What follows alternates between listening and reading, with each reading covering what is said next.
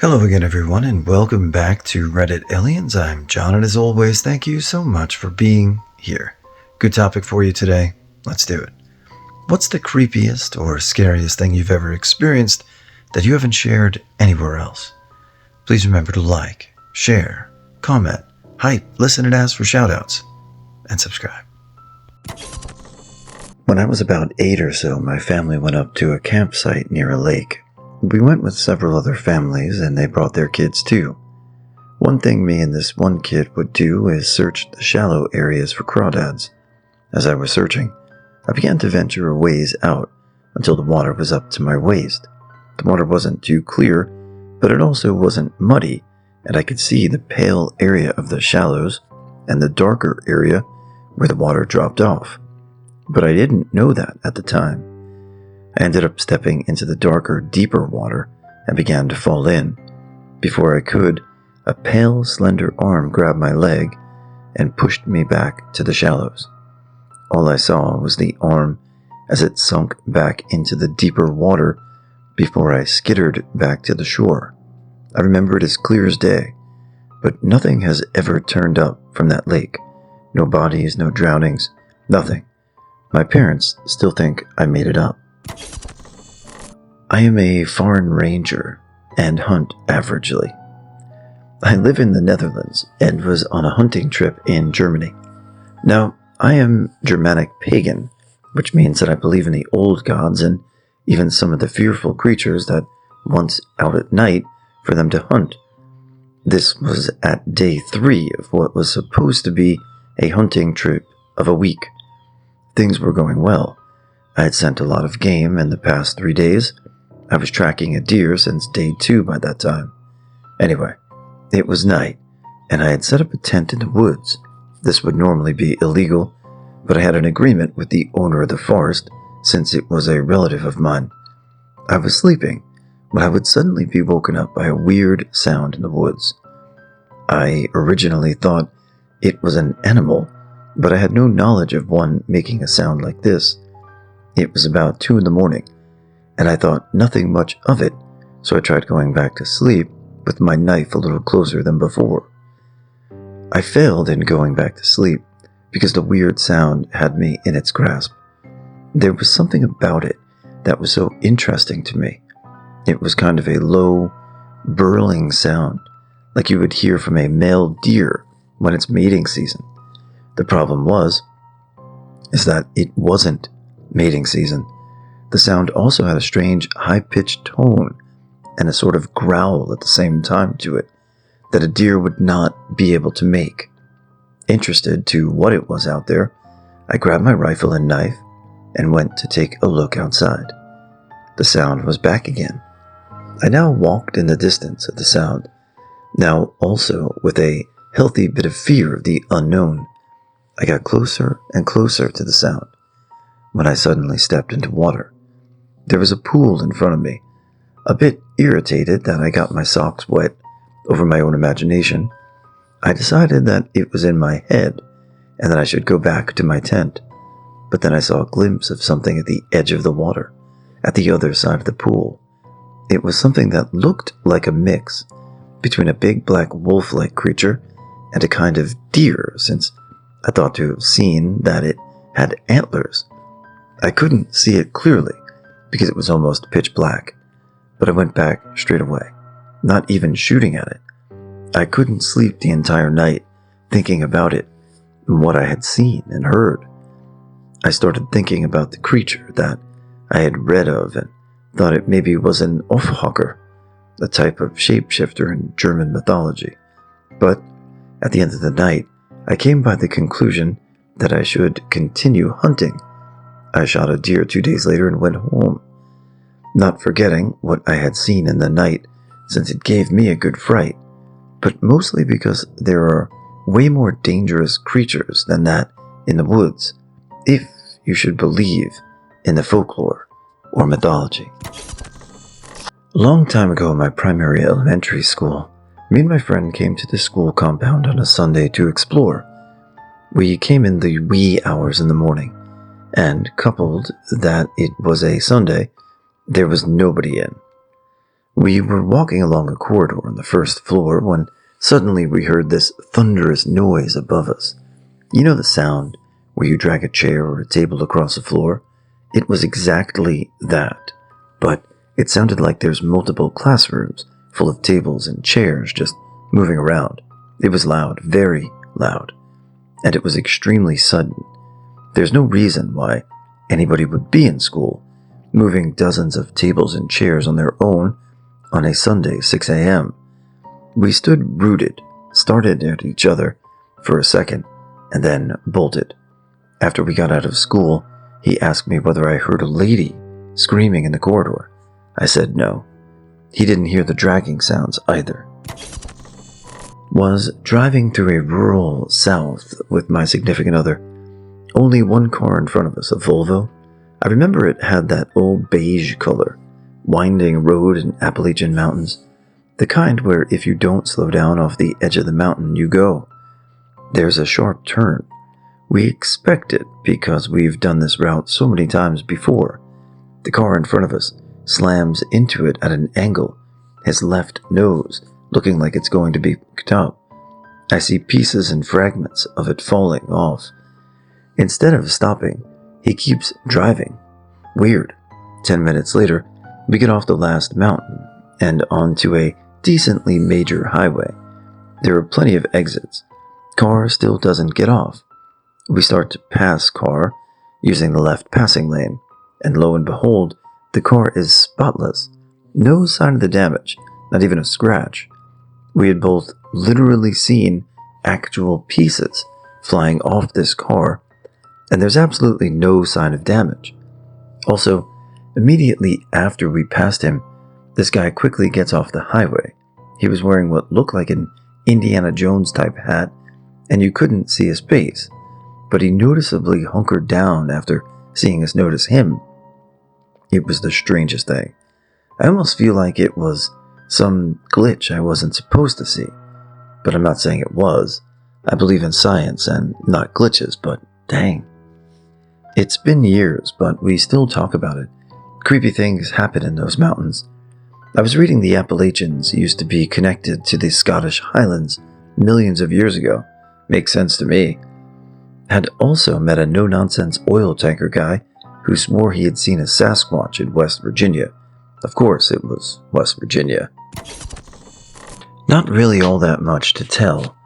I remember playing around this wooded block of my neighborhood opposite of my house when I was young, and when I was all tuckered out and decided to go home, I looked into the woods. There in front of me at night, right off the sidewalk, was a straight path from where I stood into the forest, towards where I thought my home was. Weirder still, the path seemed to be a dirt track, lined with roots, not overgrown, but worn and beaten down roots. The trees on either side were bowed over it, providing sort of a natural ceiling to the path. In the distance, I could see what I thought was the back deck of my house, or a house. Overall, it was pretty much an invitation to just go that way. Of course, I wasn't the adventurous sort, and a sidewalk beat tripping over roots any day, and the fact that I pretty much knew that I'd never seen this path before, and the weird feeling that the distance the path went was far longer than I thought the forest went before it hit housing again. Kid me did the smart thing and just thought, neat, and went the long way around. I never saw that path again. No shoutouts today. I just wanted to comment on this story. I don't know if I was, between 8 to 12 years old. I know how I was as a kid, and I would have 100%, probably to my detriment, gone down that path. So, good for you for not, but I don't think I could have resisted. How about you? When my daughter was very young, 3 to 4, we were on a family vacation in a state park lodge.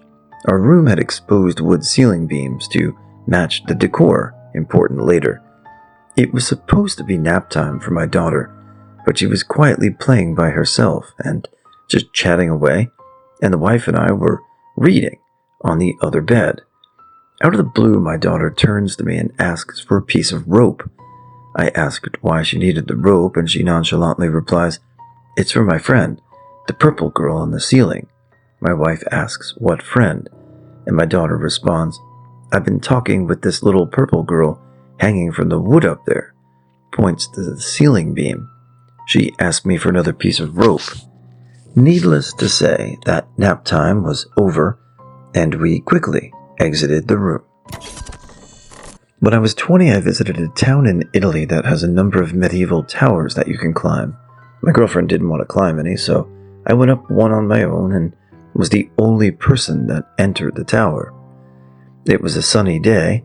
There was a flight of stairs that wound around the edge of the tower and no windows. Climbing the tower took at the very most 5 minutes. At the top of the stairs, there was a ladder and a trap door that opened up onto the roof of the tower. When I opened it, I found the weather had changed dramatically and was overcast and threatening. I forget if there was thunder or not, but I was genuinely concerned about lightning, being at the top of a tall tower in that weather. I cautiously climbed out onto the roof just to have a quick look before going straight down. The roof was surrounded with a sort of metal cage of bars that was clearly intended to prevent anyone falling or jumping off the tower. I heard some thunder and saw electricity arc between some of the bars. Not a blinding lightning strike, just arcing. I decided that that tower was immediately going to be struck and descended as quickly as I could. At the location, I was surprised to find the weather was again sunny with a clear sky. My girlfriend could tell I was shaken and was amazed when I told her I thought that maybe there had been lightning. The weather hadn't changed whilst I'd been up the tower. I've started to tell this story a couple of times, but it's just too weird to expect anyone to believe. I have literally no explanation. I'm very much a skeptic when it comes to the paranormal. I'm not religious, and I've had no other weird experiences like this. In short, I'm not your stereotypical spooky things happen to me kind of person. And yet, the story of the boy who disappeared from the Smokies is one of the strangest and creepiest stories of a child disappearing I've ever heard of.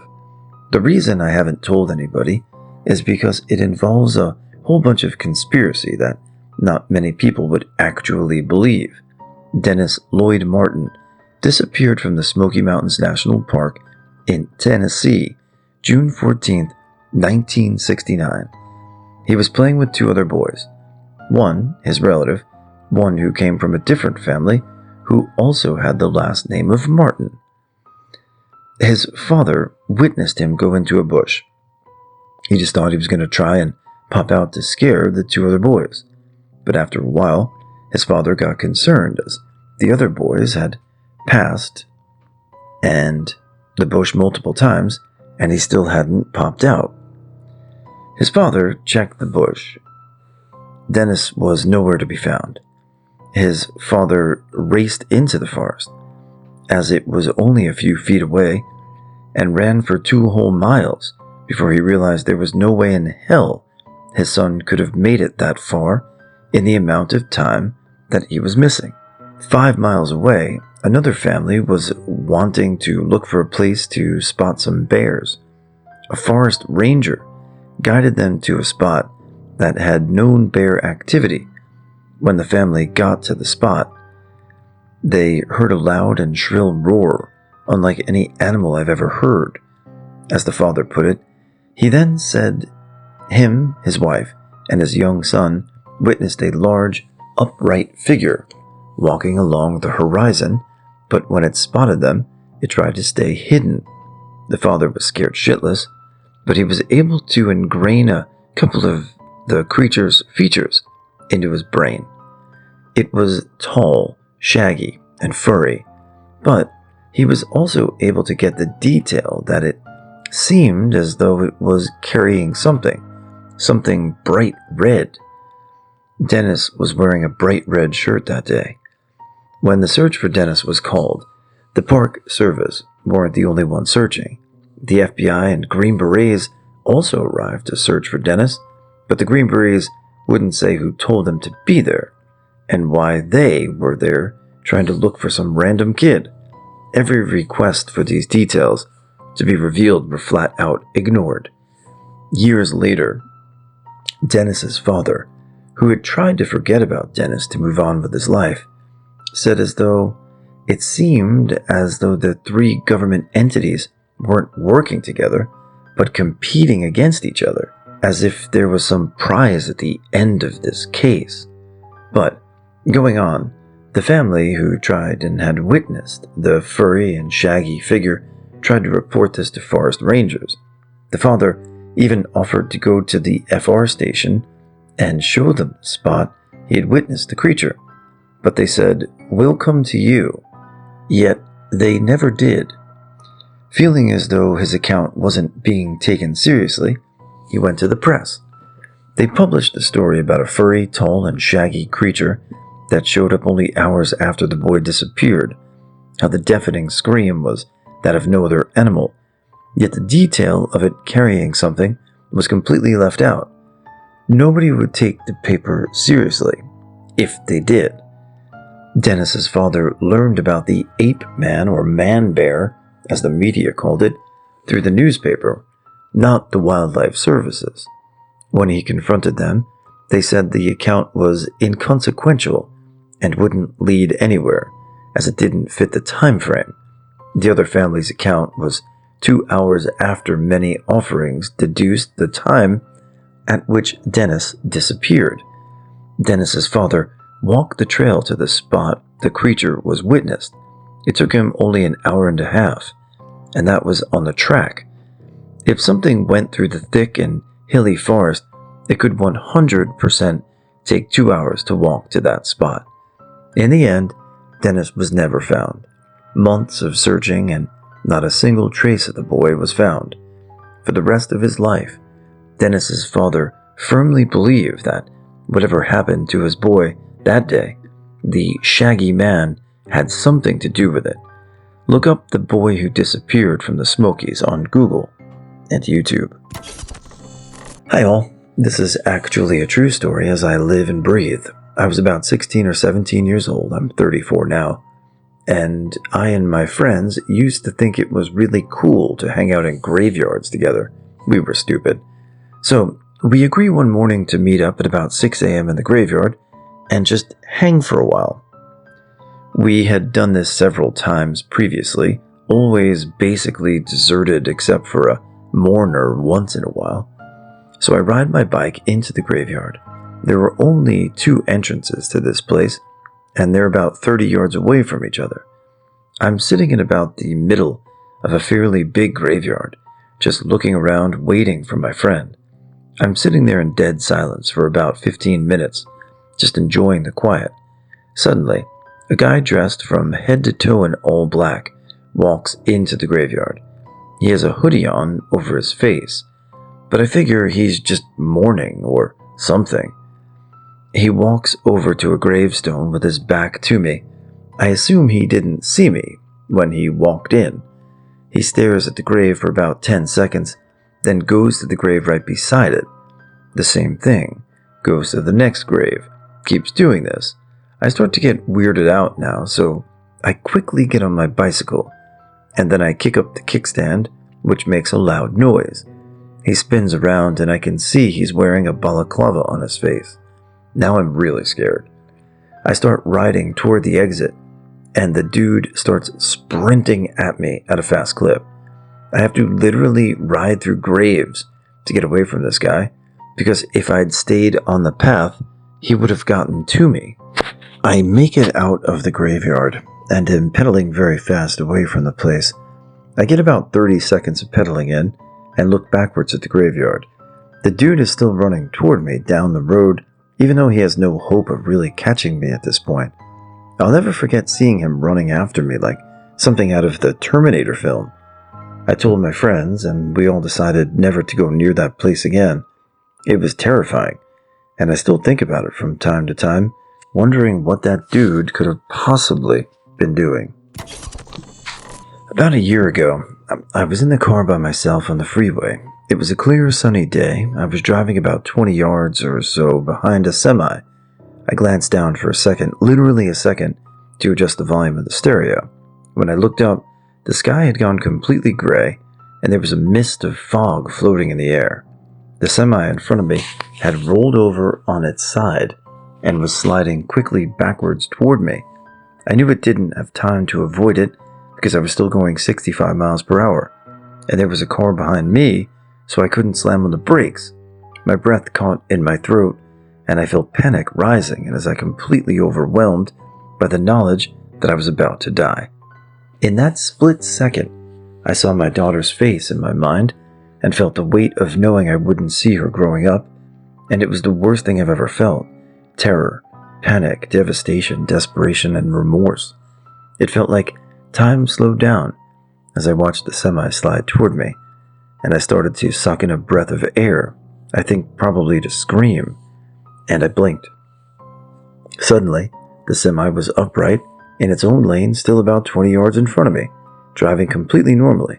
The sky was sunny, the fog was gone, and it was like nothing had happened.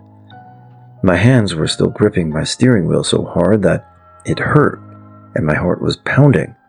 I started shaking uncontrollably and pulled over on the side of the freeway and almost threw up. I called my husband and told him what had happened, and he suggested that I'd either hallucinated or gone through an actual fog patch, and the sunlight refracted off the fog to create a trick of the light, making me think I saw something that wasn't there. But there was not fog anywhere after I blinked. The only thing in my rearview mirror was the car that had been behind me. I can still picture it in my head clear as day. I was not ill, not on drugs, and have never hallucinated. I have no logical explanation, but there's a part of me that thinks that I died that day in an alternate reality, and that the experience was so intense that I experienced it in this reality as well, or that the universe was sending me a warning. I know how ridiculous that sounds, but I don't know how else to reconcile the experience. I'm a very logical, skeptical person, and this shook me to my core. I do not drive behind semis anymore, ever. I have pretty much kept this story to myself. I remember telling one person who told me, "Don't repeat that, don't mess with whatever that was," so I didn't. I guess listen at your own risk. When I was 10, I went with my parents to this campground so they could go visit their friends. They had a son who I got along with, same age. Sometimes, however, if there were other kids around, the son would try and pick on me to impress them. Me and the son went fishing, and right as we were about to leave, another kid comes and joins us, and the son immediately starts picking on me. Not wanting to be stuck on a boat and teased, I decided to leave and walk back to the campground by myself. I didn't want to go straight back to my parents because they'd asked me why I wasn't with the son, and I didn't want to get into it, so I just walked on the U-shaped road in the center of the U, or campers, and on the other side is a wood with lake around it. At the very center of that U is a park. Perfect. I think I'll just sit on the swings until I think enough time has passed to go back. As I'm on the swings, I notice a path directly across from me. I get up and start walking along this dirt path. There are reeds on either side of me, and I have my hand stretched out as I walk dead center of the path. My hands can just barely touch these reeds, unless I move closer to one side. I walk for about 10 minutes, maybe, and I get to this pond, crystal clear water, and I have this urge to drink it. It looks so refreshing. I kneel down, and suddenly the hairs on the back of my neck go straight up. It was like I snapped back into myself. What am I doing? Why am I about to drink pond water? Why did I walk down this path? I start feeling really uneasy, so I turn around and start walking the same way as I came. Let me clarify. There was only one path, straight. I made no turns. I didn't walk around this pond. I simply walked to the end of the path, got freaked out about something, and turned around. Suddenly, all types of bugs were now around. I kept walking, and I noticed the dirt path is getting more and more narrow. The reeds and tall grass are now at my arms. and there's a constant buzzing feeling in my ears from these bugs. The path gets so narrow that I have to walk sideways to avoid the reeds. I yell out, "Help," and I hear a voice ask if I'm okay. I reply that I'm lost, and a woman says, "Just walk straight, honey, I see you." I see nothing. It's just tall grass and reeds. I walk a few feet and see the road. I'm scratched from head to toe, and there's a woman by the playground asking what happened. She takes a Kleenex out of her pocketbook and starts wiping some of the scratches, and I tell her what happened. I look behind me and see no path. I'm at the same park. I'm in front of the swing I was just on. The woman looks at me and tells me that I shouldn't even think about it and to just forget it happened because I'm fine now. But she really emphasized not to talk about it. I've always been on the fence about it. I'm sure there was one path in and one path out. The bugs could have steered me, of course. Maybe being paranoid, or something more sinister that nearly trapped me for good. I was young and digital cameras were a new thing. I was obsessed with them, and my mom would buy me a camera. We'd try it and see if I liked it, and if it was shitty, we'd take it back. We purchased a cheap one. Indoor pictures had a red and yellow hue. It had long exposure, so a lot of the times there were streaks and weird stuff. I took a picture of my room one day and plugged it up to the computer to view the picture. There was a full-blown man wearing sweatpants and a sweatshirt with a hat. There was also light streaks in the picture, but he clearly looked different from the imperfections, like there was a man actually there in mid-walking motion. I called my mom right before commenting this to ask if she remembers that. She said she didn't really. I don't believe her because the camera immediately disappeared after this event, and she never got me another. When I think about it now, I'm in my late 20s. It still makes tears come to my eyes because the house I grew up in was so scary and weird. I never felt like that in any other home. Something was off. Back when I was 9 or so, me and my friends were having a sleepover. His parents were at a dinner, and his brother was out getting stoned somewhere. Anyways, it was probably 9 p.m. His parents had just called and said that dinner had turned into drinks and they would be out for a little while longer. Anyways, we were young playing Minecraft on the Xbox 360 when we heard his front door open. It had a very noticeable noise when it opened, very creaky, almost eerie. So we thought, oh, it's probably just your brother, and kept playing, thinking nothing of it. Then we heard footsteps on the floor above us. We once again thought nothing of it, seeing as his kitchen was above the basement, where we were playing games, and his brother was likely there for mid-high munchies. But then, we heard another set of footsteps. We were confused at this point, but we didn't worry, as it was either his parents or a stoner friend of his brother. We then heard a scratching at the basement door. We both looked at each other like, is it just me, or is there a scratching? He didn't have any pets, so me being the oldest by 2 months, went to go check.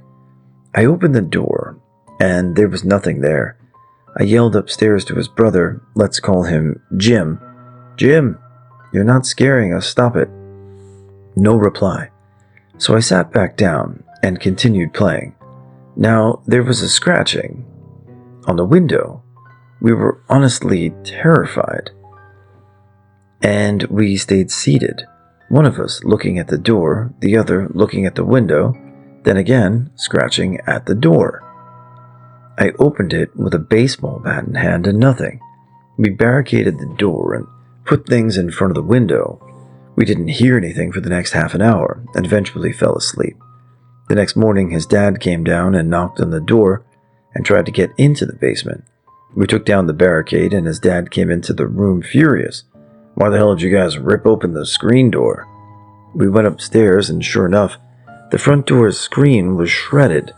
We tried to convince him that it wasn't us and that the brother had done it to scare us. But what he said next made our blood run cold. Jim wasn't at home at all last night. We dropped him off in the city with his friends. My friend's house was half an hour away from the city, and none of the people at his friend's house had cars. Me and my friend looked at each other and couldn't speak. Needless to say, his parents didn't believe us. They called my parents, and me and my friend had to split the cost to have the basement door replaced. It had tons of scratch marks as well, and the screen door replaced. Me and my friend still bring this up to this day whenever we meet. I had a friend in high school who was going through a really rough time due to certain events I won't go into detail about, and she was just slowly losing her mind. She wasn't sleeping, she barely ate, she was just on a major mental decline. The thing is, her mom had schizophrenia and had started to go downhill when she was just a few years older than my friend was at the time. I was the only one who really knew what was going on with her, and I was her only companion. One day, walking around the school, she was on edge. When I asked what she was doing, she quietly said, "Don't you see that man?" "Where?" "He's behind us. He's so big and dark, like a shadow. Do you see him?" "He's there." "And right there. Please, tell me he's there." Her eyes were all big and wide. Her cheeks were shallow, and she had bags under her eyes. She genuinely looked like a horror movie stereotype of a mentally ill person. I've never seen anyone like that in real life.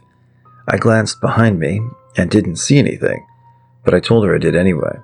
We both believed in ghosts and stuff, so I took to reminding her how bad ghosts and demons follow people and latch onto them when they're in extreme emotional and mental distress. Oh, thank goodness. I've been having nightmares a lot lately. I keep seeing things and hearing things. Maybe a ghost is haunting me.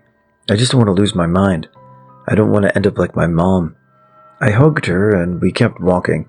I told her, think good thoughts and maybe the ghost would leave her alone. It was so scary watching this close friend just slip away into nothingness, seeing her bright and happy demeanor replaced by one of deep pain and sorrow, scared out of her mind that she'd end up in a mental hospital somewhere. I can't imagine this existential horror of knowing you may very well end up schizophrenic like your mom, just scared, waiting for that day, waiting for that one thing that just pushes you off the ledge of your sanity. She's a lot better now and hasn't shown signs of schizophrenia, and we're both approaching our mid-20s, which is usually when schizophrenics start to show signs of disorder. She's experienced worse things now than what she had experienced back then. None of it took as big a toll on her because she learned to handle her problems. She's come a long way and I'm very proud of her. I used to live in really rural Texas and was driving down an FM farm to market road during some very thick fog. I was in an old pickup truck and was going maybe 20 to 30 miles per hour because I couldn't see very far ahead. Super glad I was. As I came around a turn, I saw through the fog and this big hulking figure lurching toward the road. I slowed down, pulled up near it to pass, and saw what was the biggest hog I've ever seen in my life. Good 400 pounds, certainly. It was dead, probably destroyed whatever car hit it, and dragging it to the side of the road, an absolutely massive white shaggy dog. Y'all, this dog, I was in a pickup truck, and this dog made eye contact with me, lifted its head, and stared me level in the eye for what felt like an eternity. I stopped my truck and stared. I was so caught off guard, and probably a few seconds felt like forever. It put its head back down, grabbed a chunk of the hog, and continued making its way off the road. To break it down, this dog was smart enough to move the animal it wanted to eat, large and strong enough to drag a 400-ish pound hog across pavement, and tall enough to look me in the eye in a pickup. I will never forget those eyes. It had mud-stained white fur, a big blockhead, and a long wolfy tail. It looked almost like a Pyrenees, common around there, but with a big St. Bernard-shaped head and double the normal size. Big glowing yellow eyes. I have no idea if it was some freak mutant farm dog, a spirit, a wolf, or what, but I'd like to never see it again. I used to live in the middle of nowhere. The town had less than 200 people in it. I used to work through the night in one of the metro areas, and it was about a 40-minute drive, with about 15 of it on a country road. I used to think I would see shit in the fields, coyotes, deer, etc. At the time, never thought twice. Well, one morning I was on my way home about 3 a.m., and we had a little bridge to cross right before we got to our road. As I'm closing in on crossing the bridge, I can see something pearl white just hanging out in the middle of the road. Thought it was probably a swan and it would move. As I got closer, I realized that swans are not that big. I was in an F-150, and it was at eye level with me. When its wings opened up, it literally covered both lanes of traffic. I swerved to miss it, but hit some of the wing. I slammed on my brakes and turned around. Whatever it was 100% gone without a trace. Never saw it again. If it was a bird, that's the biggest bird I've ever seen. Oh, and I did not live by anything considered to be a large body of water. Here's a creepy, weird story. During a road trip from New Jersey to North Carolina, my friend and I decided we were hungry and went looking for food in a town in Maryland.